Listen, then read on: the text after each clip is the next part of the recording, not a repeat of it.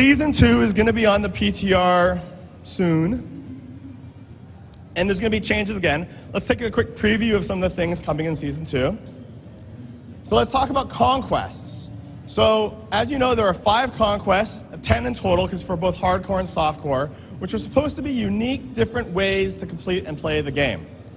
There's some conquests that we like, and there's some conquests that we didn't like. So what we're going to do is we're going to bring back some of our favorite conquests, like the one to get to a high grade or rift tier. We really like the way that played out. It really took a commitment from the players to prove themselves to be high on that leaderboard, and we really like how that works. So that one's coming back. How about reach level 70? No, that one's gone. We're not going to bring that conquest back. We're going to replace that one. Why? Well, plain and simply, focusing on getting experience as much as possible leads players to do things that are sometimes repetitive or boring. And we want the player to be doing a variety of fun activities. It's the same reason that we don't have a Paragon leaderboard. You know, people ask, oh, there's a leaderboard for greater rifts, where's my Paragon leaderboard? And we're like, well, we don't really want people to then say, well, I'm going to get to the top of that Paragon leaderboard, let me go and do this highly repetitive activity and optimize my XP. Now this one's kind of interesting, the Conquest Speed Racer. This one challenged players to finish the entire game from beginning to end in 1 hour. We thought this was really cool. I mean, it's not a conquest for everybody. Not everyone's going to do it. But for the people who didn't want to just do, you know, more adventure mode and bounties or greater rifts, and they said, hey, I've got some buddies, I'm going to get together. It caused people to put together custom gear sets, look at their skills in a different way, maybe even, you know, re-gem in a different way, change what's going on, and coordinate and plan with their teammates to kind of say, how are we going to finish the whole game in an hour?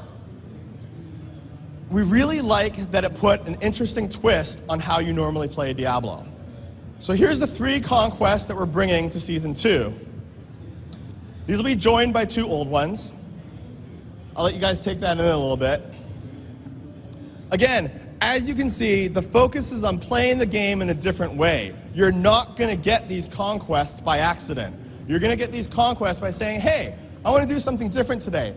Look, no one's done this conquest yet. Or, oh, I can still be in the top 100. Let me try and do this. You're probably going to need to plan. You're going to need to think about how you're going to achieve it. You might need to change your gear a little bit or your skills to do that one. Except, well, the last one for lore, because we know that there are some people out there who really love to collect those lore books. It's a different way to play. Not every conquest is for every person, but we want to try and encourage these different play styles.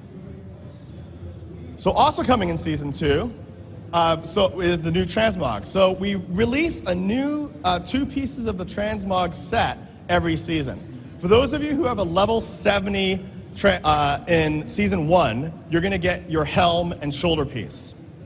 If you get a level 70 in Season 2, you're going to get the legs and the boots. And then here's a preview in Season 3 what the full set will look like. All right, let's talk about legendary items. So I'm going to preview 2 legendary items, and these 2 legendary items are both season-only legendary items. So I don't know if anybody here has a Jade Harvester Witch Doctor. Anyone? Yeah? I love playing my Jade Harvester Witch Doctor, and this staff is really inspired about being able to, change up that gameplay a little bit. Yes, you're going to cast Locust Swarm. I also want to point out this staff always rolls with 21 to 25% increased poison damage as well. In fact, you don't even need to be a Jade Harvester to make this work. I mean, you might be a pet build or fetish build, and you could still use this staff and just have the Locust Swarms coming off without the skill even being on your bar. Here's a video of it in action. Notice as the video plays, when the Witch Doctor runs around, you don't even have to stop to cast Locust Swarm. It just comes out and starts infecting all the monsters around you. Another legendary that we're going to look at, this one's for wizards. This one's for Energy Twister. It has a chance to pull enemies in. For this legendary, we really liked Energy Twister, which was seen a lot before Reaper of Souls, but since then, Energy Twister has been a lot less popular. That's because, quite simply, there's not a lot of legendary items that go well with it. So we're fixing that. Again, this will be a season-only legendary. Let's take a look at the gameplay on this.